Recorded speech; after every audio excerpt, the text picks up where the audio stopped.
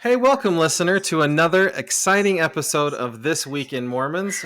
This is a twin siblings edition with Matt and Melissa. Hi, Matt. I like how you always start with another exciting edition. Because I don't Gets want me us to excited. be boring, right? Like, if we're the Oh, boring we're hosts, not. We're right, not. we might not be the most intelligent, but we're going to be exciting. Absolutely. Hey, so Definitely. do Go you ahead. have any fun stories that have anything going on in the last little while to catch up Hmm. on? Let's see. I've been sick for 2 weeks straight. Oh, that's It's awful. the worst. Yeah. Yeah. I feel like everybody around me has gotten sick too. Tell me if you think this is true. It could be my imagination for sure. But I feel like ever since COVID, every time I get sick, even though I'm not getting sick with COVID, I'm sick for so much longer. Yeah, that Now, happened to me too. yeah, when I did get COVID, I got a really bad case. I mean, I got it more than once, but I Yeah. got a pretty bad case, and I've had some lasting effects for sure. Like I still can't smell 3 years later. Oh, that's That's a fun side horrible. effect. But I feel like the biggest one is just this like never being able to recover from a sickness. Do you think that's true? Have you noticed So that? I just decided that every sickness I get is COVID. Oh, do you So think? that's just what I tell myself because it all feels like Mm-hmm. COVID. Does it last But longer?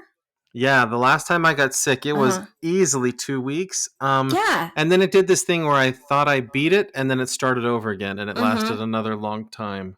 Yeah. So, Yeah. that's interesting. Or does that just mean we're getting older? I thought about the getting older part, but I dismissed it. Okay. I was feeling really like healthy and strong, like the healthiest and strongest I've been in a long time because summer was ending and I get a lot more time to exercise and be outdoors during the summer because I don't work. And so yeah, coming out of summer, I was feeling so strong and Yeah. healthy and yeah, I don't know. Well, and you work in public school, so usually like September is when it hits you hard. Yeah, I mean, I'm accustomed to catching everything that comes around. Like that's just the nature of my job is that I live in I work in a place where everybody is, sharing germs. But Yeah. normally I can bounce back pretty quick. And Yeah. it hasn't been like that since COVID. Anyways, what's up with Hey, you? What's been going on? do you know who I had lunch with today? President The Russell M. Nelson? good guess. This person is very close to him in stature. Do you know Okay, who okay. Patrick Mason is? I do. You had lunch with Patrick Mason? Yeah, yeah, a group of Did you students. really? Yeah. So I met him and we chatted about he has a book out. This is kind of older, but it's called Restoration. And so Yeah, we talked I've read about it. his book. Yeah. And so he lives here in Logan. I didn't know that he lived. Yeah, I should have known. yeah, He teaches at Utah State.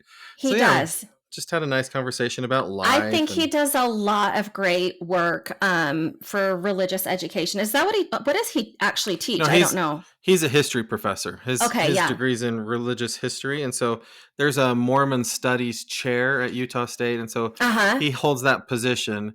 But Okay. he's a history professor. Okay, yeah. So I kind of, for the student's sake, I kind of asked him to talk about his bio and kind of why he does what he does and how he got Mhm. there. And That's cool. yeah, what he said that I liked is he said that like sometimes in life we feel like we have to be called in order to do something, but Mhm. sometimes you have this what he calls a calling where you just feel like you should get engaged and do something positive. and Interesting. and like he's a very kind of public face of the church in some ways, right? But he Mhm. doesn't He have a is. calling to do that. He just feels Interesting. like, hey, I want to write a book about this, or I want to talk about this. The planted Mhm. book started with some firesides that he was giving on it was before those church history topics were published on the website, and so he would get asked to do these firesides to talk about difficult history topics. And as he's doing these firesides, he's like, I should write a book about this. Huh. And so I just kind of liked, as he was describing, that like most of the good things in the church happen when members of the church are just doing good things of their own free will and not because they're called to do it.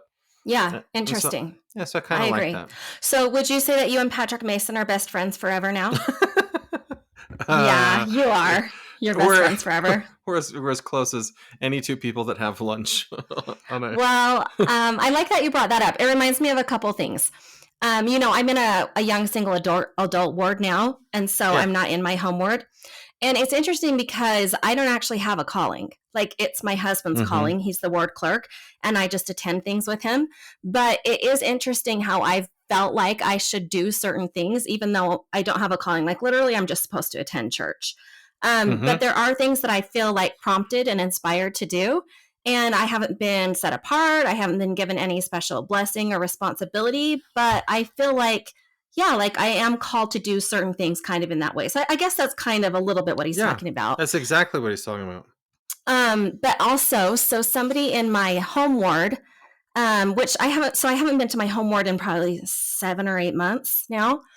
And I just got a random text out of the blue from someone in my home ward this week. And it was just the nicest thing. It just said, hey, I was just thinking about how much I miss you and love you and what great lessons you taught and how we used to get to work together and I used to get to hear you teach. And I just want you to know that I love you and I miss you so much. And I was like, well, Wow, that was that's really unnecessary cool. and unexpected. But yeah, another example of that kind of a thing. Yeah. Yeah, I should do that to the people I minister to.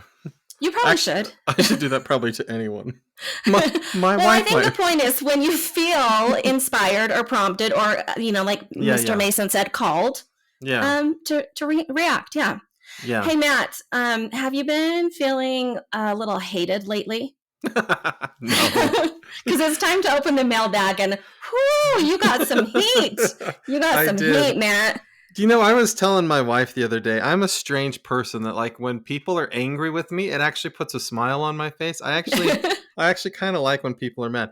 I don't intentionally try to make people No. mad, but it is true. When I was in 4th grade, the teacher took me out in the hall and was shouting at me.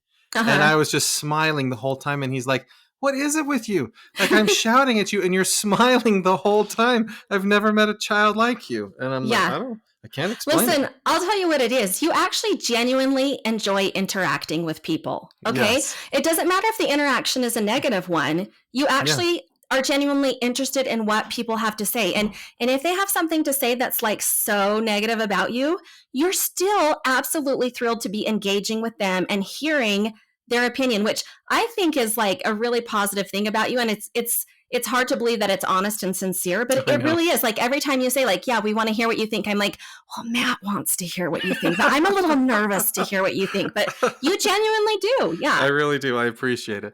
Do you want to read what they said? Yeah, I'll read it. So one listener Okay. said, this is the podcast that I did with my 2 mission friends, which I appreciate. Sean and Sam. Yeah, thanks to Sean and Sam for stepping in. It was really fun. Okay, so they Yeah. said, 3 men talking about why women aren't oppressed is nauseating at best, truly hurtful. And then to add on to that, 2 men who clearly are uneducated when it comes to Tim Ballard. That would be me. I would be one of those. Yes, that would be you. Say his being in the news is no deal. Seriously? When the things he's accused of perpetrating against women, it is no deal because women were the victims? Those 2 experiences in one podcast were just awful. Awful. Please do better. Yeah. Okay. Okay, should I read the next one and then we'll just talk about both of them? For sure. For sure. Okay, the next, another listener said, overall, Matt and his co-hosts sounded tone deaf regarding issues surrounding some of the most consequential challenges facing the church today. What drew me to This Week in Mormons in the first place was that Jeff Openshaw? Yeah. Openshaw. Yeah. Created Jeff, original founder of TWIM. Yeah. Yeah. I just knew him as Jeff. I never Yeah. said, yeah. Created a place where faithful Latter-day Saints could openly discuss hard topics in new and different ways that help navigate the complexities of our religion. I felt he did a good job of bringing in a perspective beyond the Mormon corridor that has helped me on my faith journey. I love Kurt Frankham and listen to his Leading Saints podcast regularly. I enjoyed when he would come on the Twin podcast to co-host with Jeff to see the contrasting views. However, since Jeff left the helm of the podcast, I feel that TWIM has headed solidly back towards Mormon orthodoxy. With the exception of the international edition, I can get those opinions and worldviews easily every Sunday at church. Okay. Matt, you appreciate those comments. I know you do. Yeah, sure. I think it's great. I think that I really enjoyed your podcast with Sean and Sam, and I do think that you did sound tone deaf at some times, right? Sure.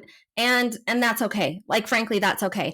I understand people saying like, "Hey, I came here to get a variety of opinions," but then when those opinions don't match the ones that you want to hear, that doesn't mean that we're off track, right? Like we Mm-hmm. are just two human beings and we're going to have two human opinions and thoughts. But it doesn't mean that we're never going to have thoughts that are orthodox, right? Because we Right. do go to church every week and we are really faithful members. And we like to think outside the box, both of us. I think that's kind of Yeah. why we wanted to do this podcast, is because we didn't hear a lot of opinions that we liked to talk about.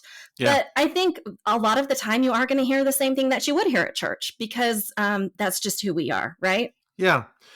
Yeah, and maybe I should have done a better job on some of the topics. It's true, having three Sure. guys discuss the feminism topic is awkward. So I'll tell you what was awkward for me about that conversation. The Okay. person who wrote the editorial was a woman. Mm-hmm. And I have feminist friends and women friends in the church who regularly tell me about the oppression that happens in the church. So I'm aware that there are multiple perspectives on oppression in the church. But if I say, here is a woman who wrote an editorial about how the church is not oppressive, and then I, as a man, start saying, she's wrong because my feminist friends say she's wrong. Like, Right. that's like, isn't that a form of like mansplaining? And that's like Yeah. me telling you, right. So it was a difficult topic for three men to discuss, and Yeah. it's fine if people didn't like it. I understand that perspective, and I respect that perspective. Yeah. But Yeah. but at the same time, I didn't want to just ignore it just because there's a woman that wrote something that not every woman in the church is going to agree with. Right. You felt like it was important to bring up. Sure. Yeah, yeah. Yeah. So I want your perspective on this, Melissa, because you are a more regular TWIM listener than I am. I listened to TWIM a lot when with Al and Jeff. And Mm-hmm. then once Al was less regular, I didn't listen as often. Uh-huh. And you've kind of seen the evolution of the podcast. Sure. So what do you think about the evolution of the podcast? Is it a healthy thing? Is it a growing thing? Is it going back to something different or weird? Oh, I think that everything is going to evolve for sure. Do I miss Jeff? I do. He was fantastic. Did I always agree with Jeff? No. Sometimes he absolutely drove me out of my mind. But as a podcast listener, like I don't stop listening just because there's one episode or one host that I don't agree with. Like I'm listening because I do want to hear what other people have to think, right? And what I like about TWIM in general is that it gives me information that I can then go have conversations with other people, right? Yeah. Yeah. So I think that the evolution of, as far as that goes, is that we have now a variety of hosts who look at things really differently. And that allows us then to get, again, bring conversations back to people in a new way. And I think it's awesome. Yeah. Okay. Well, hey, listeners, thanks so much for sending us emails. And if you disagree with our analysis of these emails and want to let us know, hey, email us. I promise we will always open the mailbag and share your views with the TWIM audience as part of our podcast. Yeah, So- let's jump to quick clips now. Okay, so the first one is President Ballard was hospitalized and now he's been released from the hospital. Yep. I don't know that there's a lot more to say about that. I think it's just another indication that our leaders are getting old. Well, they are old, right? They're going to continue to have health problems. Things are going to happen. And it's just a function of the fact that we have older leadership than we've ever had before. Yeah. And I don't know that it's a big deal. Yeah, yeah. Of course, this is quick clips, so I shouldn't evaluate. Yeah, we're gonna quickly go through it. So the church made a whole bundle of announcements in the last week or so. I'm gonna go through those quickly. First of all, they announced 36 brand new missions. So that's a lot. It brings the total of missions worldwide to 450 missions. And they said that the number of full-time missionaries is up back to where it was before COVID. So we had a big dip of serving during COVID. We're up to 72,000 missionaries now. That is so many. Do you want to know my favorite new mission, Melissa? Sure. Spanish Fork, Utah. Oh, is it its own mission? Spanish Fork, Utah, and Saratoga Springs, Utah have Are their both- own missions. Wow. That's Yeah. actually surprising. Yeah, that's Yeah. very surprising. It looks like a lot of the missions are in Africa. Well, Yeah. Philippines. But you're right. Yeah. Interesting. Another change is that now you can put in your mission papers. So tell the church that you want to serve 5 months before you're eligible Ooh. instead of 4 months before. Oh, okay. Yep. Okay, another announcement was the announcement of 3 new temple sites. So these temples were announced, but now the sites for them have been picked: the Vienna, Austria temple, Harrisburg, Pennsylvania, and Winchester, Virginia. To me, what that means is that these temples are actually moving forward. I think people feel sometimes that we announce a lot of temples and then nothing happens. But at least for those 3 sites have been picked. This is when real estate speculators know if their investment paid off. Paid off. That's such a good point. Okay. The First Presidency said that they're going to hold their Christmas devotional. So the First Presidency Christmas devotional will be on December 3rd. And they also released a schedule of all of the church broadcasts that will be happening for the whole next year. So every youth fireside, young single adult meeting, primary friend to friend meeting, tabernacle choir concerts, all of those dates have been released. And they will all be put out on the Gospel Stream app, which was just released right before last General Conference. Have you used that app yet, Matt? No, there was a day of testimony that happened recently that I wanted Okay. to watch the thing with my kids, Uh-huh. and we couldn't get it because just our internet wasn't great, and it was on that app, and I didn't have Yeah. that app, and so Yeah.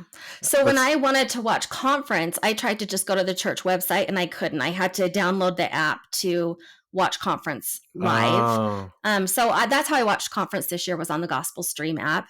huh. It was fine. It was interesting. I did uninstall it afterwards. I'm just a person who doesn't like to have a lot of apps running on my phone. People make fun of me, but I mean, I'm sure like I'll just like use it again when I want to watch another thing. But it was easy to use. It was it was good. We put one of the links we put on. If you want to go to the First Presidency Christmas devotional at Temple Square, the Oh, in tickets. person. Yeah, you can reserve tickets on November 7th. And so our link to that is the link to where you would go to request tickets to see that live in person. Okay, cool. Are you going to do that?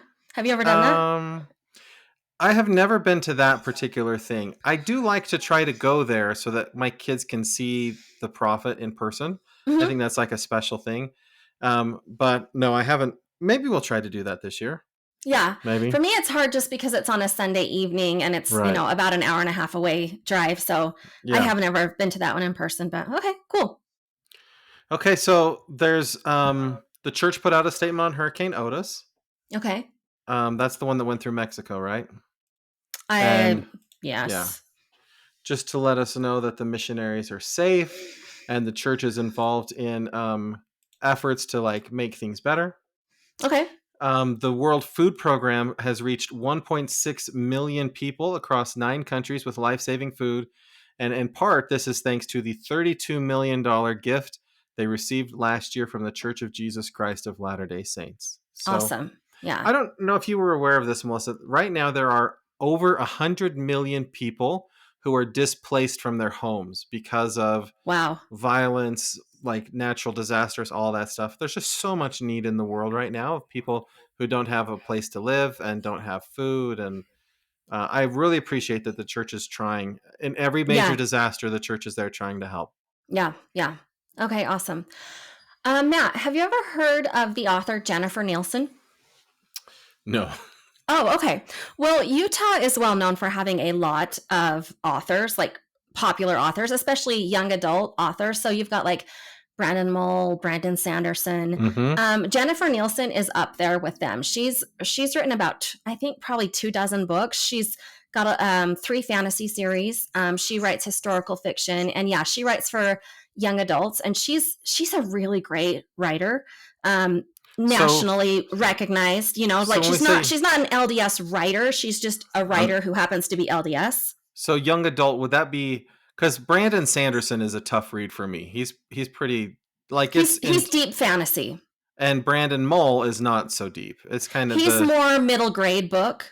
and so So she's kind of the same level as Brandon Mull I'd say she's between those two. probably between those two because she writes a few different genres. Anyway, Oh, okay. she's a great author, and again, like nationally recognized as one of the best young adult authors.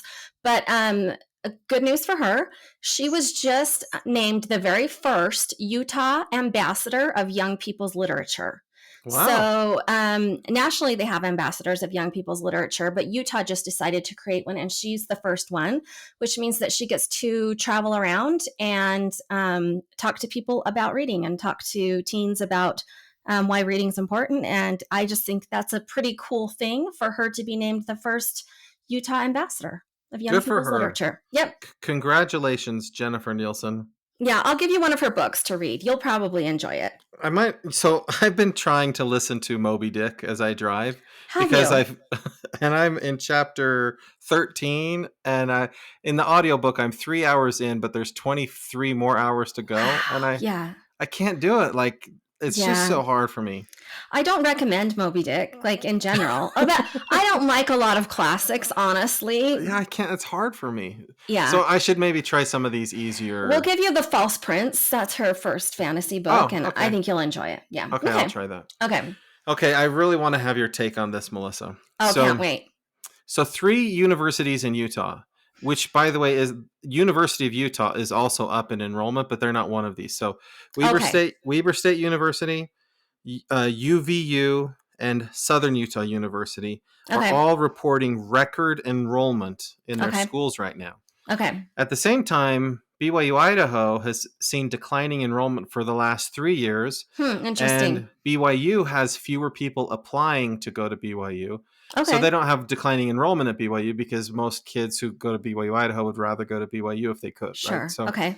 Okay. so my question for you is why do you think that is? Why is it that the BYUs are on the decline and the other schools in Utah are on the increase? Okay. Well, we did introduce ourselves as the uneducated host, so I will give you an uneducated opinion. Well, you have Okay. kids that go to college. You know lots of Sure, people that choose yeah. And we schools. did just finish college application week or college application month in Utah in high schools. And I helped a lot of seniors apply to universities this month, actually. Record enrollment, why? I would say, first of all, a lot of people during the COVID pandemic did not want to go to university because a lot of it was done online. And so there was a sour taste. Mm-hmm. But since then, universities have stopped requiring ACT and SAT scores for admission. I was shocked that this is actually still going on. But like I said, I helped a lot of seniors apply this month.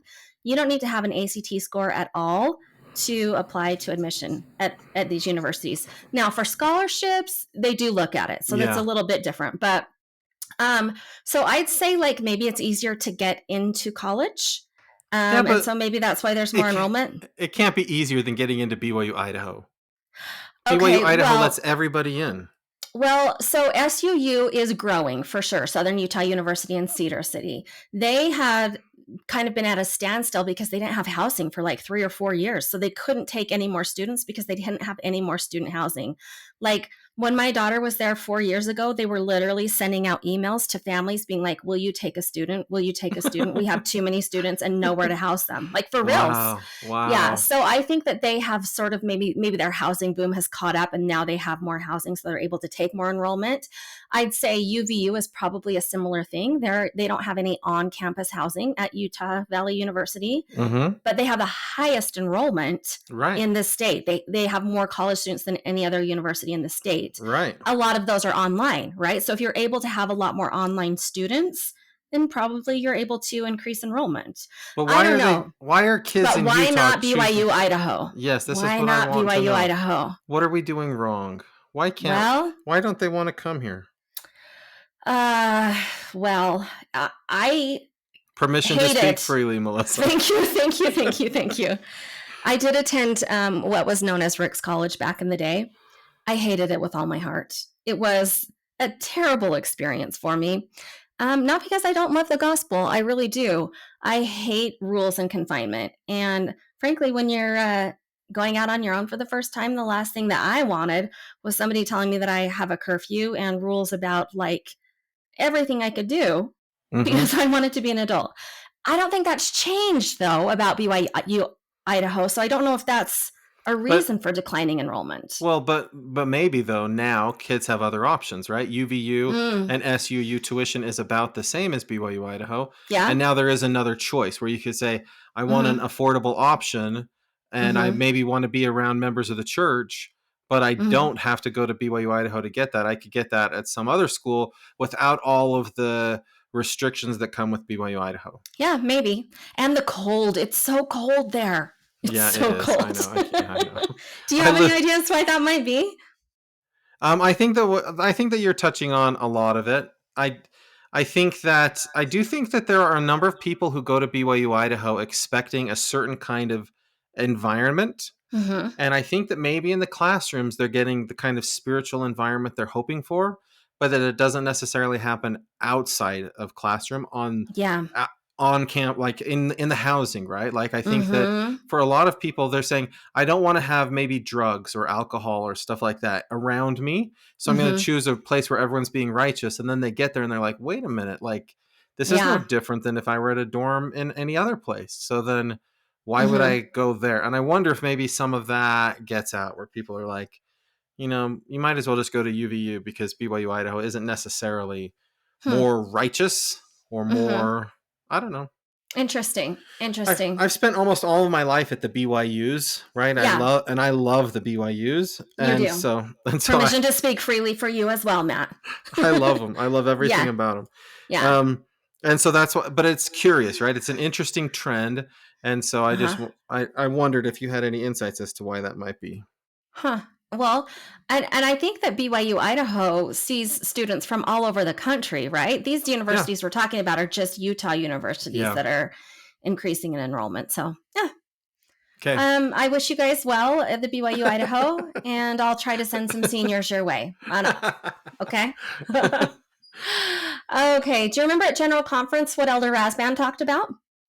He talked. I just read it like yesterday. He talked about we need more senior missionaries. Yes, that's right. So just yesterday, there was an article with Elder Rasband, and he said that the response from senior missionaries has been, quote, tremendous. Whoa.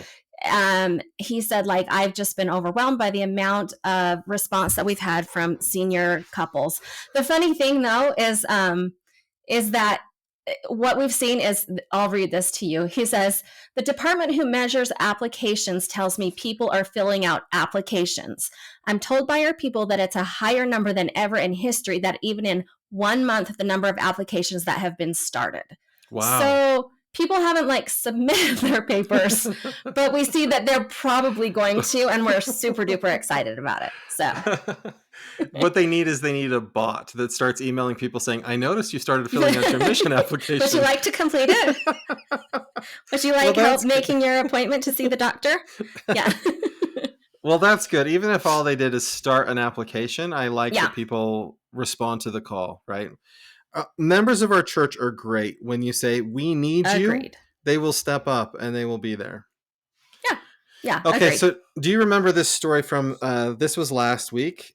Tiffany and friends talked about Blaze Thibodeau. So Blaze Thibodeau is a 16-year-old Okay. in Gilbert, Arizona. Yeah. All the family had weird names like Stormy and Rainy and Blaze. Spring and yeah. Yeah. Okay. I remember. So Okay, he was like basically kidnapped by his mom and maybe aunt and uncle and his taken a. his mom and her brother and his sister, who's married to and does not live at home anymore. Mm-hmm. They thought he was like a Zionist messianic figure or something like that. So they were preparing for the end times, and so they Okay. took him with them. And then the dad was like, just trying to get him back, and so Okay. Yeah. did a custody hearing. And okay, so they were able to find them on in Alaska, and Okay. Blaze is now home, and he's okay. And Good. prosecutors want his mother and his uncle extradited to Arizona to face charges. And listeners who are interested in the details of the story can click on the link and read all about this story. Yeah. But you know what I hear when I think of when I hear Gilbert, Arizona, and End of Times, I think of Lori Vallow, Daybell, Yeah. and yeah, this story like alleges that there's some kind of a link between those two people. Mm-hmm. So my question is, do you think that this is a Gilbert, Arizona Mormon thing? Do you think that this is a Mormon thing? Or do you think Mm-hmm. this is just a thing and they just happen to be members of the church? Like, is there something this tells us about our church or the church in Gilbert, Arizona, that this sort of stuff happens there maybe more than it should? I think that there are people in Gilbert, Arizona that certainly have been pulled into this, but also in Rexburg, Idaho, and also in Cache Valley, Utah. I mean, I think there's people Mm-hmm. everywhere that definitely were followers of Chad Daybell, for example, right? Yeah, yeah. Um, but it's concerning because what's concerning to me is how there's always this leap, right? So like with Lori Day or Vallow, it was like the leap was like, and now I can tell you who's dark and who's light. Like, Mm-hmm. and we're supposed to like gather people for the second coming. Same with this Thibodeau family, right? Like Mm-hmm. now our son, he's like some sort of like extra special person in the gathering. Yeah. It is what they said Blaze was, right? So to me it's weird, this leap from traditional faith and even from like, planning for the second coming, or like a lot of prepping and stuff like that. Like that's even more mainstream, but then how do we get this jump to like, I don't know, being like, Yeah. yeah. Well, so I listened to the Lori Vallow Daybell trial Uh-huh. as much as I could, and Yeah. they convinced me that she has a mental illness. And I can't remember exactly what it was, but her sister Mm-hmm. even confirmed on the stand, like, my sister changed, she had a mental illness. So Okay. to me, the Lori Vallow Daybell thing is she's a normal member of the church, and then she has mental illness thing hit her. And Okay. then mental illness just works with like the conditions around you. And so then it Mm-hmm. looks like somebody taking the church too far, but really it's Mm-hmm. just mental illness. And so that's why I wonder, maybe this stuff is just mental illness and they're members of the church, but if they weren't members of our church, they would take whatever other beliefs they have and go crazy Mm-hmm. wild with it. That it's not something in our church that's leading to that stuff. It's just the church is the cultural surroundings where the mental illness hits. Hmm.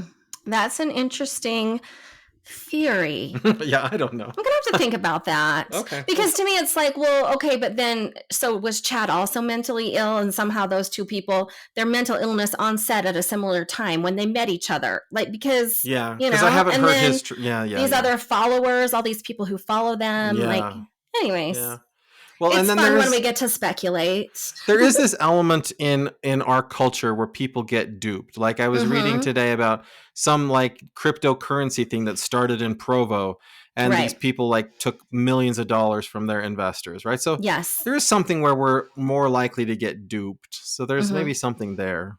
Yeah. I don't know.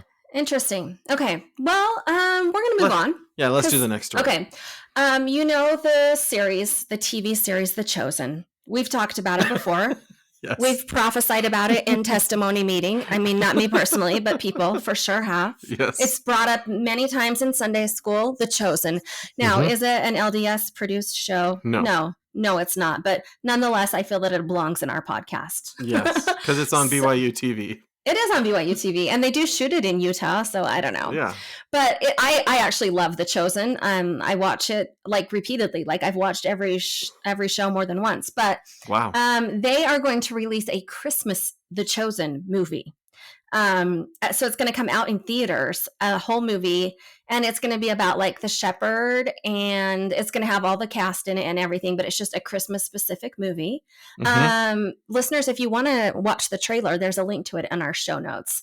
Anyways, I just thought Here's I'd bring that up, and Yeah. some of the music in it will be done by the Bonner family, who are Oh, LDS. yeah. So, yeah. Okay, so if you could only watch one movie from Angel Studios or Okay, so you get to Or Taylor choose. Swift. Oh, You I get to picked Taylor choose. Swift. You get to choose Sound of Freedom, The Chosen Okay. Christmas Movie, or Taylor Okay. Swift. Okay, well, I choose Taylor Swift.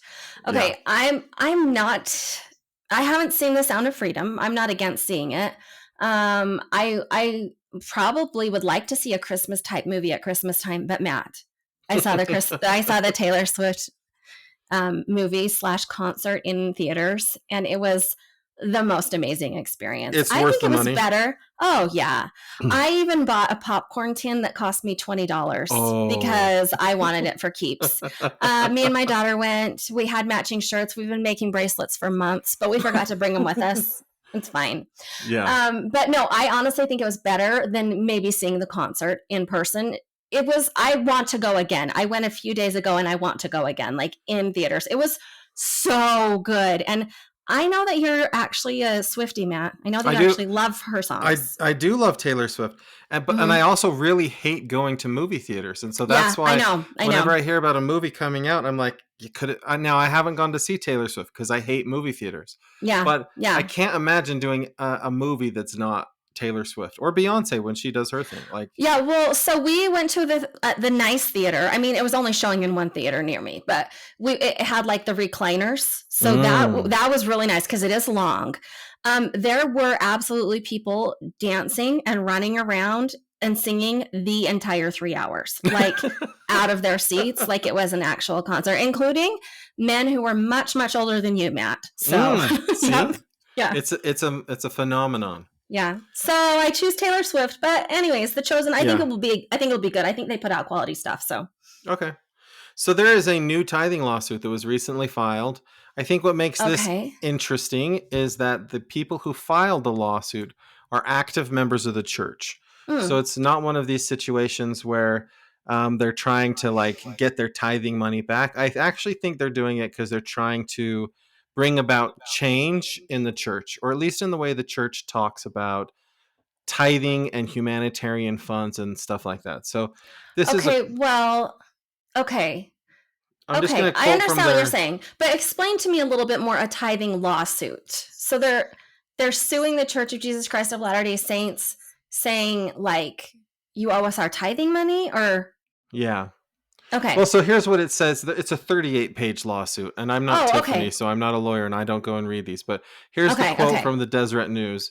They claim that rather than use these funds entrusted to it for charitable work, the Corporation of the President of the Church of Jesus Christ of Latter-day Saints secreted donations away in Ensign in order to avoid public scrutiny and accountability to the donors, and instead use them for purposes never contemplated by donors and contrary to representations made by the Corporation of the President. Okay. So this sounds exactly like the Huntsman lawsuit. Yeah. Okay. Except for that they're not mad about that they paid tithing or whatever, and please give us our tithing money back. In fact, I think I'm reading this now. A couple of them say like, I'm going to continue paying tithing in the future. Like, yeah, I'm still paying tithing. Yeah. I just think that they want so the church has already paid a fine or negotiated a fine with the SEC over their accounting practices. But I think that they would like the church to have a little bit more accountability, maybe, for what it does, right? Like, if you say that this money is going to humanitarian causes, or you say that this money is going to tithing, then it probably shouldn't go to Ensign Peak and be used to build a mall or to bail out an insurance company, or I don't know. Yeah. Okay. Yeah, I have nothing to add to what they've said in their lawsuit. Who knows? Okay. We'll find out. Okay, sounds good. Okay, Melissa. Okay. It is now time for Famous Mormons. Now, okay. Did you ever watch the TV show Grey's Anatomy? No. Patrick Dempsey was on it. It was like I know it was super popular. I know it was like a medical show. I know that everybody was into it. I'm sorry I never watched it. Okay, well, I chose 3 of the actors who were on Grey's Anatomy. Okay. One of them was I'll Google raised. them. I'll find out who they are as you tell me. I put links to them in the show notes. So listeners, if you want to play along, you can look at the links. Okay, so Ellen Pompeo was one of them. Okay. Chandra Wilson and Katherine Hagel. Okay. So Grey's Anatomy fans will know exactly who I'm talking about and won't need to know anything else. Okay, so which of those, given that you don't know who they are? I only recognize one name, so I'm going to pick her, Katherine Hagel. You're right. She was raised. Really? Yeah. Now, how do you recognize her name? I don't know. I don't know. Like, she's probably definitely done other things. I don't know. Katherine Hagel? Yeah, she has. She actually lives in Utah right now. Oh, really? Okay. Yeah. She lives, I think, out in the Park City area on a big ranch. And she has been public recently talking about how wonderful it is to live in Utah. Oh, yeah. But she was raised a member of the church. Okay. Awesome. She might not be an ambassador for the church anymore, but she's an ambassador for Utah. Do you think if you saw her like at the Maverick, you would be like, hello, Sister Hagel? I would. I'd be like, I'm your ministering brother. Okay. All right. I've been trying to reach you, but your phone number is blocked on the church records. Sister Hagel, I have a calling for you. We're having a trunk or treat, and we would really like to have a celebrity just to welcome people and greet them. and I think you're a celebrity. Would you come to our trunk or treat or our ward Christmas party? And Hey, maybe she would like to sing. Is she a singer? no, Maybe that she's doesn't not a count. singer. Would you If she like to can, host yes, our, host. Okay. or could you do some free publicity on your Instagram account and let people know about our Oh, ward Christmas party? that's why this is everybody's favorite segment. Famous Mormons. Yep, yep. All All right. right, I'm going to move us on to big deal, little deal, or no deal. All right. Okay, so Matt, I'm going to do the first headline. We're going to say at the same time if it's a big deal, little deal, or no deal. Okay. Okay. Here's now I've rewritten the headlines. Okay, so I hope this works. Religious hope strengthens families. Big deal, little deal, no deal. 3, 2, 1. No Big deal. deal. Oh. I say big deal. Well, okay, it's according to a BYU study, which is why it's in our podcast today. Here's the thing: it's just a study about religious hope and families. The reason I think it's a big deal is because I feel like whenever I talk to people, they are always like, "The world is such a scary place," or "Why is everybody in a fight with each other? Why can't everybody just like get along?" Like, I just feel like there's a lot of negativity about the state of the world. And I like this study, and I like the use of the word hope because I think that's what the world needs. The world needs hope, and that, Matt, is a big deal. Okay. It's just like whenever somebody says there's a study that shows something, I think, how Mm-hmm. do they measure religious hope? Like, really, Mm-hmm. what is religious hope as a concept, and how do you measure it? And how I'll do you tell know you that how you it's measure it. religious? Uh huh. You ask Well, people, do you yeah, have religious and hope? they measured it in 4 ways, actually. Yeah, they Mm-hmm. measured it with religious faith, and they measured it with religious practices like prayer and scripture study, and I don't know, a few more things. Right. But yeah, I think anything that highlights like, hey, the way that members of the Church of Jesus Christ of Latter Day Saints are doing things is working and is not just strengthening families but strengthening the world. I think it's a big deal. I'm Okay. glad that we can point it out. Okay, I like it. You've Okay, great. persuaded me. It's a big deal. Okay, great. Your turn. Okay, this is in Heber City. A planned Okay. Utah park honoring Book of Mormon and the U.S. founding raises talk of Christian nationalism.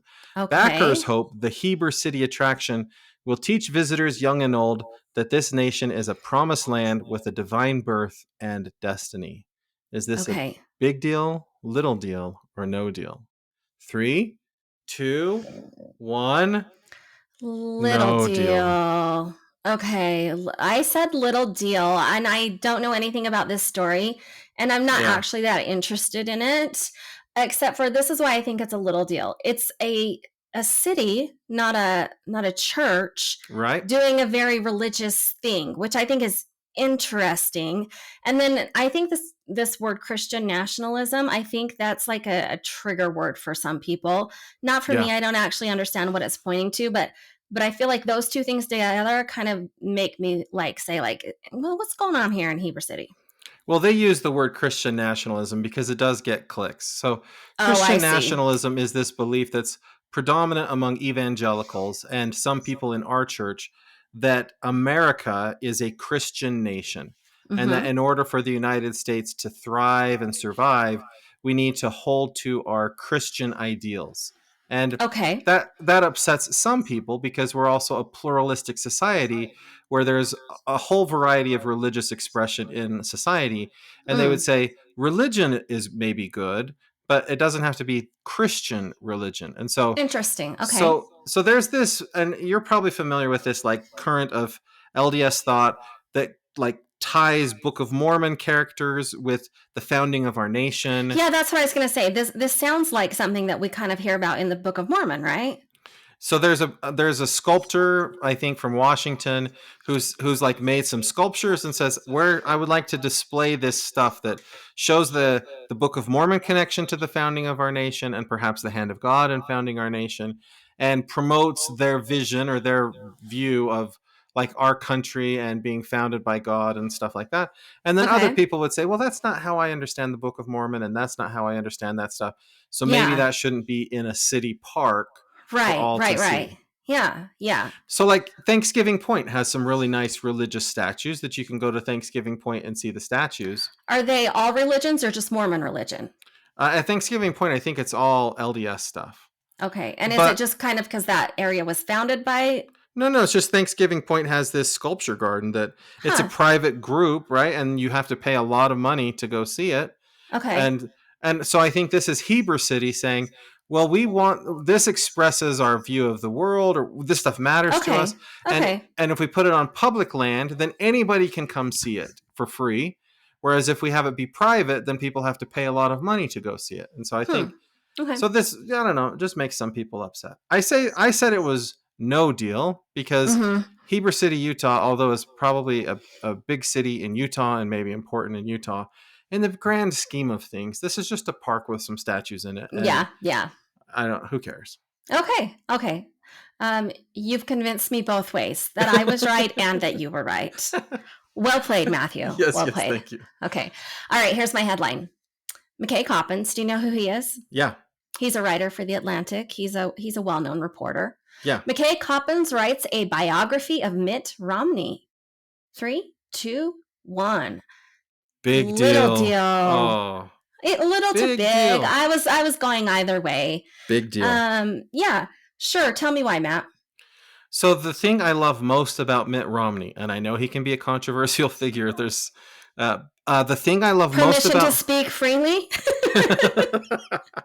Sorry, the go thing on. I love most about him is how open he is and transparent. So Mhm. there's a Netflix video of Mitt Romney where you can be in the room with him as he finds out that he lost the 2012 presidential election. Like Yeah. that stuff is priceless. And I Mhm. love that he says, "Listen, I want this story to be told."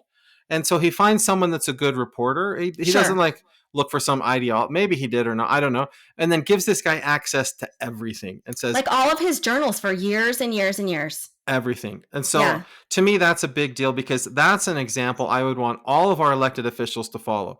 Hmm. Stop hiding things, stop keeping things secret, stop saying these things are personal.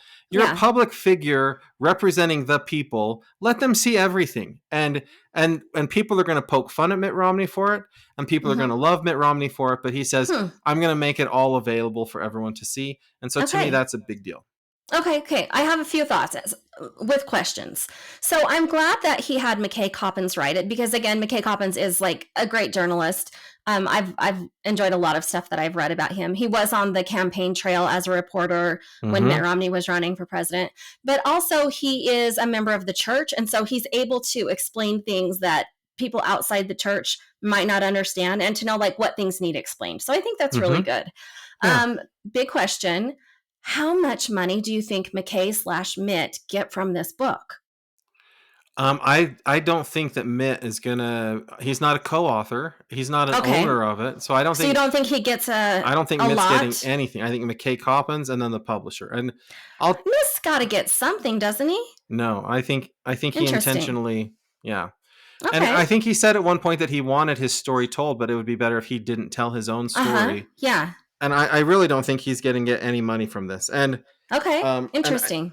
I do think also most authors of books don't make a ton of money. Publishers make a lot of Sure. money. But I would hope that this one, well, just because he's such a big national figure and he is retiring, this is probably a good moment to put this book out. I hope it does well. I hope for McKay that it does well. Yeah. So follow-up thought. So you know how I think you've explained this to me in the past, so I could be misunderstanding, but when you get made a general authority, don't all of your journals become property of the church? Yeah. Yep. Okay, so I'm just saying, like, maybe Mitt could be in line to become like some sort of a church leader in the future, and maybe giving all of his journals out to McKay now is a smart move because then they aren't owned by the church. Does that make sense? Maybe he's afraid they would call him as a general authority, and so he says, only. "Let me put it all." If only they could get his journals. He's That's like, how they make the decisions. No. Whose journals do we really want to own? No, he says if they knew the whole story, maybe they wouldn't be so interested. Yeah. Let me put it all out there. Okay. Yeah. I honestly think that so Again, Mitt and I have disagreed about politics at various times You over the talk years. with Mitt on a first name basis. Mitt and No, I. just generally, like, I know. there's plenty of room for disagreement, but Sure. what he has always done that I strongly value is he's always, I feel like he puts the country first in whatever way he defines that, and he Mm-hmm. tries very hard to be open about what he doesn't hide, right? He Okay. has his own way of just saying, like, and it's the Mitt way, and it's not always the best, but he is trying. Sure. I don't know. I think he tries to Okay. make the country better. Okay. I appreciate your opinion. Thanks, Maddie. Okay, now we're going to talk about something listeners don't know this about Melissa, but she is so passionate about Yeah. this next story. Okay. Sean Edwards, top Survivor. yes, Sean Edwards is a principal at a Orem or Provo school, Uh and huh. he was recently on Survivor, and he talked Okay. about his experience on Survivor. Okay. We Is need to this say big deal, little deal, or no deal first, right? but I can't wait to Right. talk about it. So Big deal. three, It's a big deal. 2, It's a really big deal. 1. No Big deal. deal. Okay, so first I'm going to read this little blurb. Okay. This is from that story. So Sean Edwards was raised a member of the church. That's why we're talking about him on the podcast. And he is gay. And at one point in his life, he felt like he had maybe been living a lie. So he says this: my core purpose for being on the show, Survivor, was this idea of reclaiming lost time. For a long time, I tried to live a life that didn't feel authentic and genuine to me. So I went on Survivor to kind of rewrite my past in a sense. Mm-hmm. So, what do you think about Sean? I know that it's controversial how he left Survivor. Yeah. What do you think about Sean's attempt to go on Survivor to try to reclaim his past? Or, I don't know. Let's just talk about Sean and Survivor. Okay. Well, first of all, I think that it's great that Survivor is still putting out new seasons and new episodes. It's the greatest. I look forward to it. Me and my family watch an episode every Sunday. You didn't watch this week's episode, right? Well, the last one I watched is Sean, so don't spoil it. Oh my goodness! One came out on Wednesday, but I can't watch it until Sunday, so okay. Don't spoil it for me. I missed the Sean episode because my TV didn't record, so I actually don't know how he left the show. But this week's episode, oh my goodness, Melissa, amazing. Okay, well, Sean thought that he was going to get voted out. He wasn't. He actually wasn't going to get voted out. Sifu was going to go. Right. But he thought he was going to get voted out. And as tribal council is going on, Sean's kind of like freaking out a little bit. And so he suddenly is like, hey, I would like all of you to vote me out. I'm going to request right now that you vote me out. And they were like, what are you talking about? What's going on? And then he goes into this big like soliloquy about his Mormon background and his Mormon upbringing and being gay and sort of the same things that you already talked about in his quote. And he says, and what I've realized through being on Survivor is that what's most important to me is my family, my husband, and I just want to go home and be with my husband. So please vote me out. Wow, that is so sweet. And they say, okay, no, Matt, it's not. Oh. Put on your Survivor glasses for a minute. Oh, no, okay. it's not. Okay. I'm not a human for a moment. First of all, does Sean get to go home? No, he gets to stay out on the island the same amount of time, whether he's playing Survivor or not. Well, he gets to go to Ponderosa Ranch and pick up his cell phone. Yeah, but he doesn't get to go home and be with his husband, which is what he was saying was so important. He can talk to him on the phone. Okay, whatever. You don't quit Survivor, okay? That is, hello, the worst thing you could possibly do. Not to mention which, spoiler alert, he's the second person in 4 weeks to quit this season. Well, then maybe Survivor has a problem. Like, yeah, maybe it's the people that they picked to put on Survivor who are a bunch of ninnies, can't handle anything. Why are you trying out to be on Survivor if you don't want to be on Survivor? But his tribe was a little cursed, right? You don't want to go on Survivor and then go to tribal council every single... Play the game. I'm just saying, like, do you know how hard it is to get on Survivor? Now, side note, like, Sean, he was one of my favorite players. That's how I think I was so upset that he quit, because it was like, he had the potential to go really far, and he was a great player, and it was really fun to watch. And as a Survivor fan, it is just so annoying to hear somebody say, well, I'm not going to quit. I would never quit, but please vote me out. That's quitting. That's the same thing. So based on this, Melissa, I'm going to guess that social media has been very mean to him. Well, probably because they were very mean to the first person who quit. I'm not on social media a lot, so I don't Yeah, actually know how this works. But I but I think was. that if you play Survivor, you got to know that social media is going to be up in your grill no matter how your game goes, and quitting is pretty bad. I also think that Jeff Probst is pretty upset. Host of Survivor, Jeff Probst. Is He pretty gets upset when mad people when quit. Yeah. But I mean, I wish Sean the best, and I'm glad that he realized what's important to him out in the wilderness of wilds of Survivor. But like, come on, man. Come on. we've had very interesting people who are members of our church represent us on Survivor. It's Like true, huh? there was that adjunct professor from BYU, Dawn. She was very Okay. controversial. Like I remember one of the sort of seasons, somebody just went after her. Like Yeah. you never laugh, you only say that's very funny. And Yeah, that's right.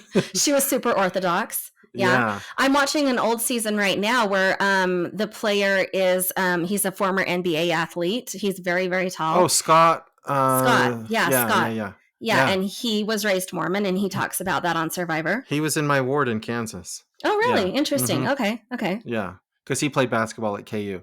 Oh, okay, Yes, gotcha. so it's interesting. It's interesting the way that we get portrayed on that show. Yeah. I think, right? Yeah. But Well, yeah. Anyways, I love you, Sean Edwards. I'm yeah, happy that you're happy, but also I love Survivor more. That's I all. also hope that nobody's being mean to you, Sean. I want to Yeah. apologize for anything that happened when you were in the church when you were young that made you feel like not a part of things.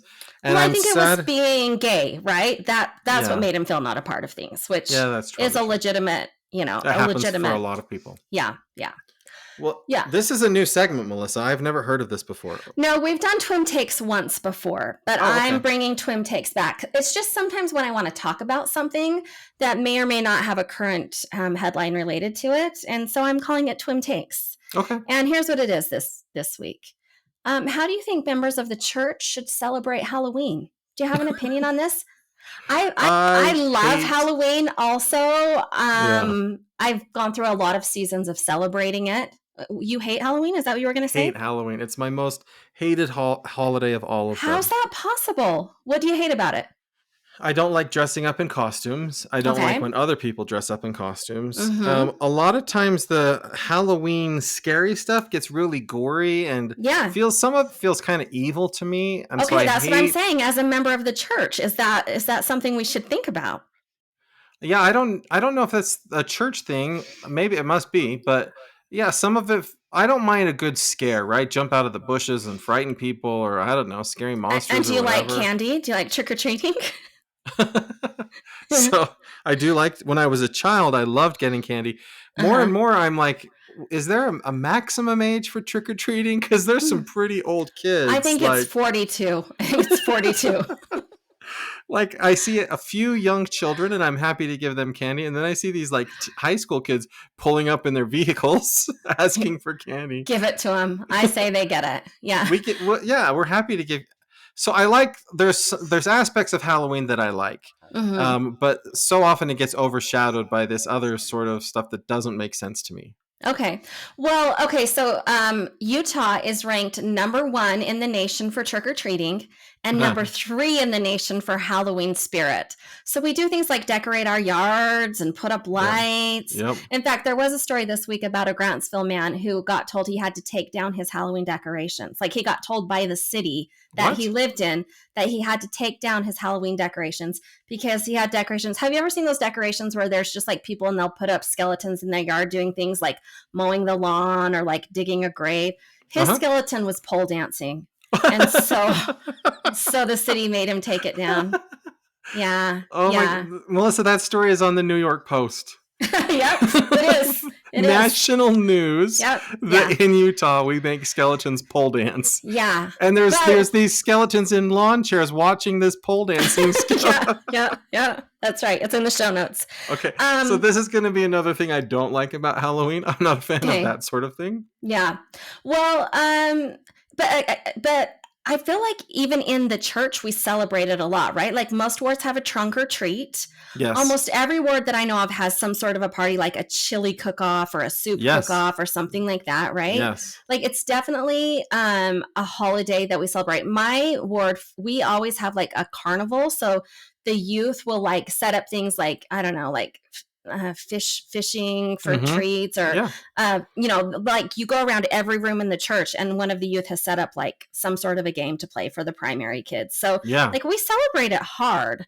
Our ward had all of those combined. So it was Okay. outdoors. There was a chili cook-off and then a whole bunch of like cookies and stuff that you could Mm-hmm. go get food in the driveway. There was a bounce house. There was a carnival from the kids also in the driveway. And Wow. then there was the ward trunk or treat was happened after all of that other stuff. So it was all Was this on Halloween night or just another separate nope, party this was night? on Friday night before Okay. Halloween. Yeah. So like Okay. 4 days before Halloween, we had our Yeah. ward Halloween party. So maybe that's also why we're so big in Halloween, like in rankings, because I was handing out candy for like 3 nights. Yeah, multiple parties, right? Like if you Yeah. have kids, you got to get them dressed up like 3 or 4 times for different Mm-hmm. Halloween things. Yeah. Yeah. I guess another thing and I love Halloween. It's honestly probably my very favorite holiday. Wow. At my school, I'm in charge of student government, and I make high school so fun on Halloween. I'm going to tell you all the things I do at high school just as part of student government. Okay. We have a scary movie festival, so students Mm. can submit their own scary movies that they make that are like 2 to 3 minutes long, and we have a whole Wow. assembly where we watch them. Yeah. Wow. We have a Dancing with the Stars Halloween assembly where all of the dances are Halloween dances, people dressed up. We do like a big thriller thing, and then we have a big competition for like people who've learned dances all month. It's the biggest assembly of the year. It's so fun. We Wow. actually have a haunted hallway. So my school's really old, and there's this one old hallway with a locker room like attached, and we do a big haunted house through it 2 days in a row, and it's What? free, and it is over the top fun, and it's just during lunch, and all the students can walk through it, and it is scary and crazy and good. Wow.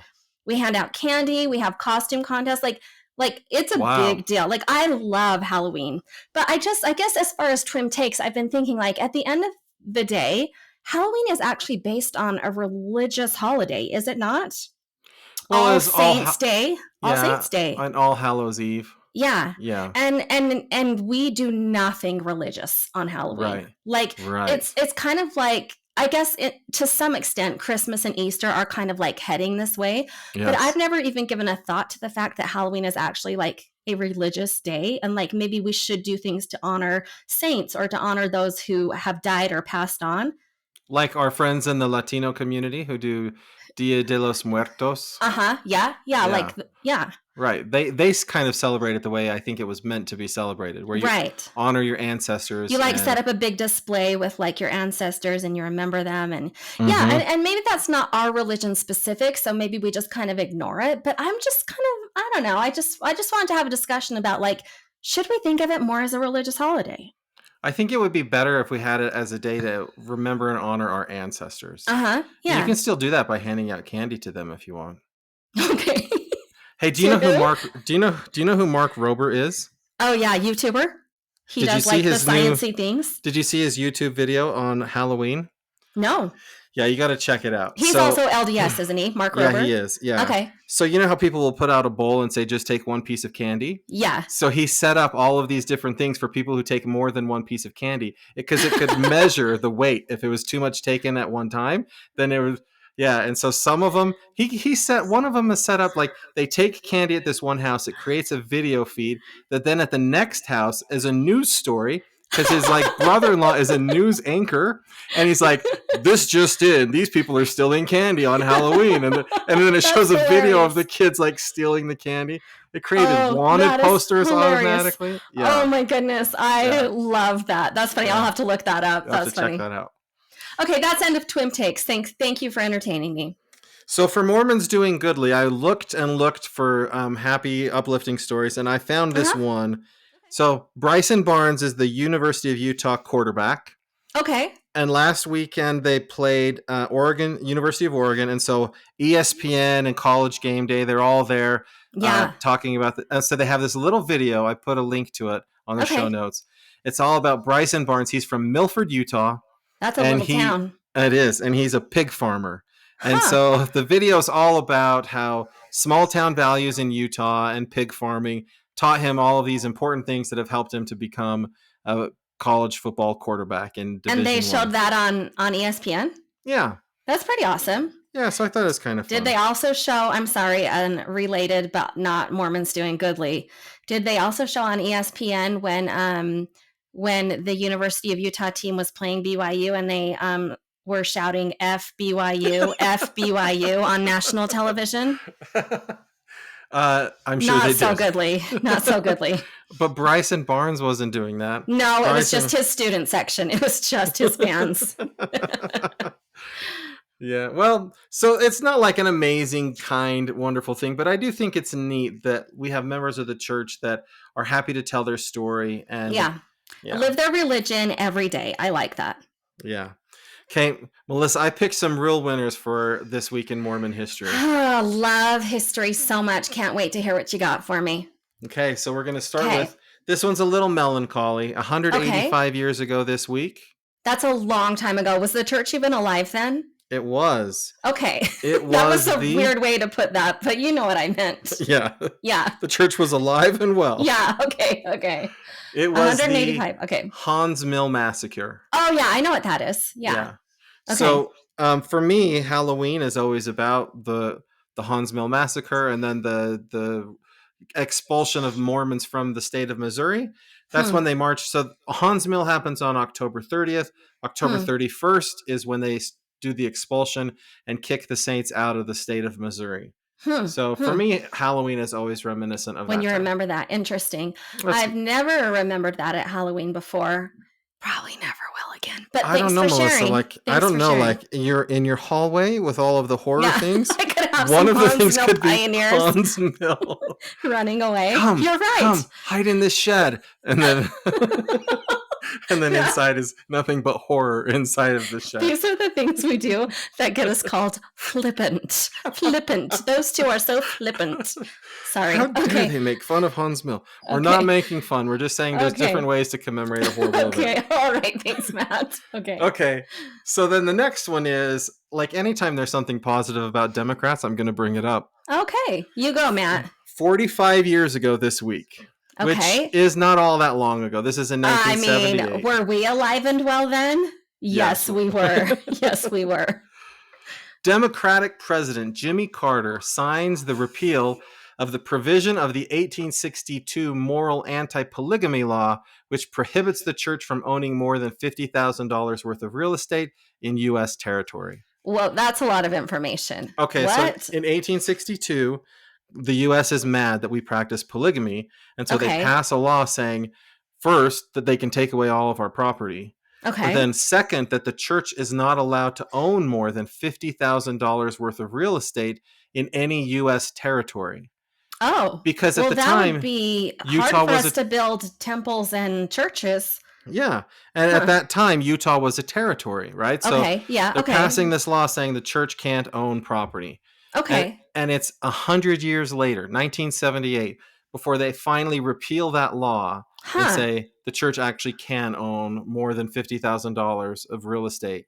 Hmm. Because the church was growing in Samoa, and that was a U.S. territory.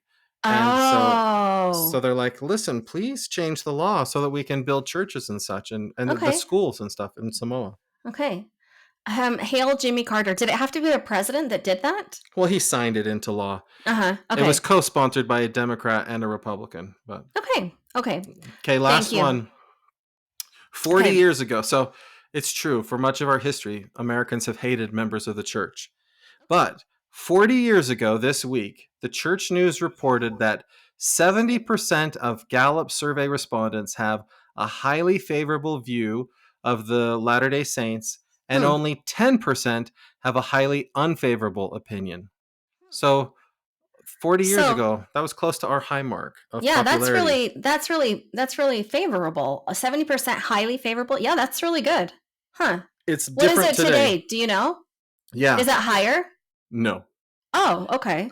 Today, 15% have an unfavorable opinion. So back then it was only 10% was unfavorable. And now it's 15% unfavorable. But also only 25%.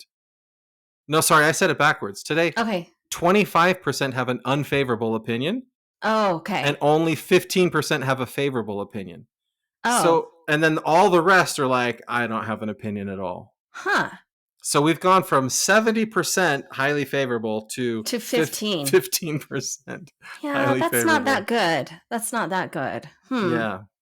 So I don't Do you know. think that how much of the percentage are you and I individually responsible for the negative opinion? Oh, I think that all of the positive opinion is us. The Oh, you do? 15 the Oh, 15% that like us are listening to This Week in okay, Mormons. okay, And they're like, okay. "Oh, I love them."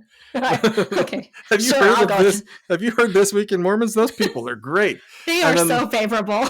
and the rest are like, probably they changed the question wording. Maybe the question wording today is, "What do you think of members of the Church of Jesus Christ of Latter-day Saints?" And they're like, "Huh? I Well, don't I know who don't know." that is. It could be. It could have something to do with it. Well, thank you for my history lesson again, Maddie. That was Yeah. great. Okay. This has been really fun, Melissa. So It has listener, been. remember, you can subscribe to Patreon and get bonus content for just a few dollars a month. And you can subscribe to This Week in Mormons on social media. It's facebook.com/This Week in Mormons or on Twitter, also known as X, X. at The Real Twim. You can listen to me and my other friends on our other podcast called The Latter Day Lens. And if you have any feedback, we would love to hear from you. We're happy to read it. It can be Matt nice. really does want to hear from you. It can be mean. It can be we don't. It doesn't matter. You can email us contact@thisweekinmormons.com. And if you feel like when I read your comment, it's not sufficient, you want to have it like be your voice, you can go to our website, thisweekinmormons.com. You can record a message, and then we Oh, can play that message, and people can hear the anger in your voice. Not I maybe didn't know maybe like that. yeah, maybe when I read it, it's like not mean enough or something. Huh. I might try that this week. Yeah, that would be Leaving my good. own comment. We'll see. Hey, listener, thank you for listening to the original Mormon/Latter-day Saint news podcast. We'll talk to you again next month. Hey, Melissa, next time we talk is going to be the year-end review, right? That'll be the Yeah, next. all of the hosts of TWIM are going to get together and we're going to do a review of the biggest stories of the year. It's going to be awesome. Yeah, so join us then. Take care, everybody.